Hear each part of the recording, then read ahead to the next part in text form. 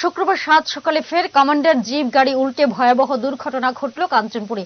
এই যান দুর্ঘটনায় চালক সহ মোট 15 জন যাত্রী আহত হয়েছেন। দুর্ঘটনার পর স্থানীয় লোকজন দ্রুত আহতদের ঘটনাস্থল থেকে উদ্ধার করে নিকটবর্তী দশদা প্রাথমিক স্বাস্থ্য কেন্দ্রে নিয়ে যান। পরে 15 জন আহত যাত্রীদের মধ্যে চালক সহ 2 জনকে আশঙ্কাজনক অবস্থায় ধর্মনগর জেলা হাসপাতালে স্থানান্তরিত করা হয়। বাকি আহত যাত্রীদের চিকিৎসা চলছে কাঞ্চনপুর ও দশদা হাসপাতালে।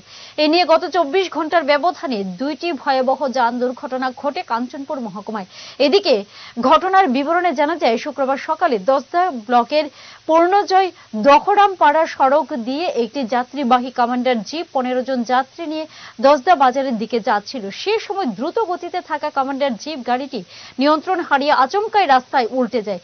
দুর্ঘটনার পর স্থানীয় লোকজন আহতদের উদ্ধার করে হাসপাতালে নিয়ে যান। তবে গাড়িতে অতিরিক্ত যাত্রী বহনের ফলে এই যান দুর্ঘটনাটি ঘটে বলে পুলিশের প্রাথমিক অনুমান।